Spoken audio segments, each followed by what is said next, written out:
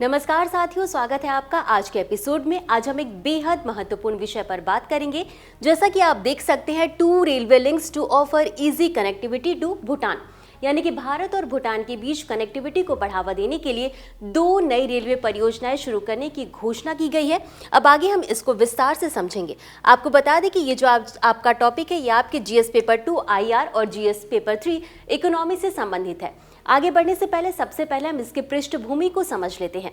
तो दरअसल मार्च 2024 में पीएम मोदी जो है वो भूटान की यात्रा पर थे और वहां पर उन्होंने एक एमओयू पर हस्ताक्षर किए और इसकी औपचारिक घोषणा जो है अब वर्तमान में हुई है, जिसके तहत 2 रेलवे लिंक परियोजनाओं की शुरुआत की गई है। ये हमने डिस्कस कर लिया। इसकी कुल लागत की बात करें तो ये लगभग 4033 करोड़ रुपए है। अब बात कर लेते हैं ये जो 2 नई परियोजनाएं हैं उनकी नाम क्या है। तो उनके नाम है, पहले का कोकराझार गिलफू और दूसरा है बानरहाट समत्से। ये जो दोनों परियोजनाएं हैं, आगे हम इनके बारे में विस्तार से डिस्कस करेंगे। तो आगे बढ़ते हैं और जान लेते हैं सबसे पहले जो हमारी रेलवे परियोजना है उसके बारे में। तो उसका नाम क्या है? कोकराझार और गिलफू परियोजना। बात करें इसकी लंबाई की, तो इसकी कुल लंबाई है 69 किलोमीटर और इसकी लागत है 3456 करोड़ रुपए। ये जो परियोजना है ये 4 वर्षों में पूरी होने की संभावना बताई जा रही है। अगर संरचना की बात करें तो इसमें 6 स्टेशन, 2 पुल, 29 बड़े पुल, 65 छोटे पुल और 39 जो है वो अंडरपास बनाए जाएंगे। अब गेलफू जो है वो भूटान में माइंडफुलनेस सिटी परियोजना का एक हिस्सा है।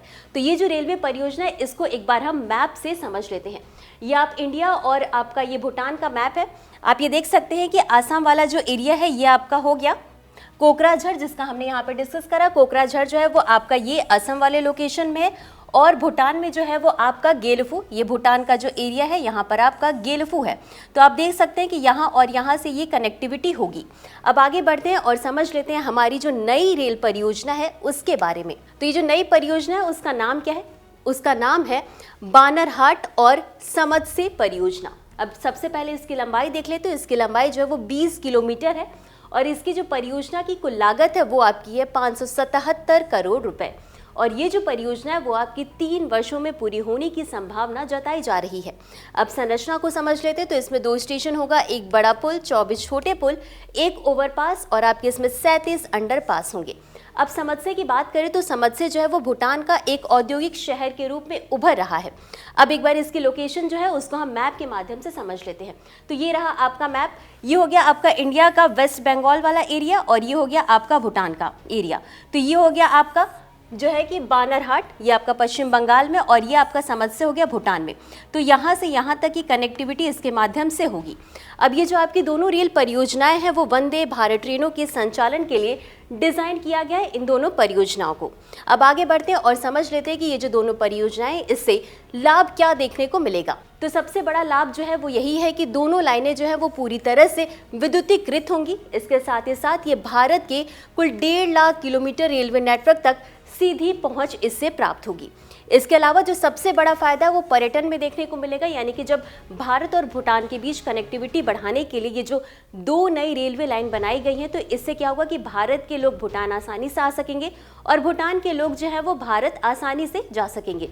तो इससे दोनों देशों के बीच पर्यटन को बढ़ावा मिलेगा और सीधा सा इसका फायदा हमारी जो जीडीपी है उस पर देखने को मिलेगा।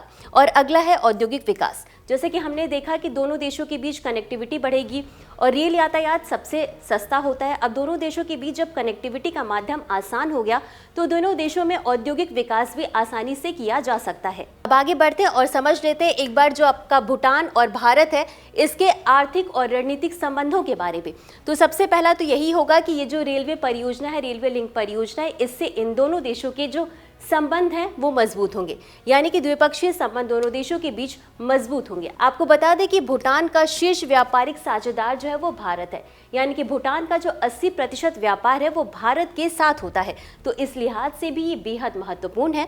इसके अलावा दोनों देशों के बीच, भारत और भूटान के बीच ये जो परियोजना है इससे जो आपकी क्षेत्रीय सुरक्षा भी देखने को मिलेगी। और अगला है पर्यटन एवं संस्कृति। जैसे कि हमने पिछले डिस्कस करा कि पर्यटन को इससे बढ़ावा मिलेगा। अगर संस्कृति की बात करें तो भूटान जो है वहाँ पर बौद्ध धर्म की बहुत ज़्यादा मान्यता है। इस नज़रिए से अगर हम देखें तो भारत और भूटान के बीच एक ऐतिहासिक पृष्ठभूमि देखने को नजर आएगी। इसके अलावा निर्यात आयात अधिक सुगम होगा और किफायती होगा। जैसा कि हमने डिस्कस करा कि रेलवे यातायात जो है वो सबसे सस्ता होता है।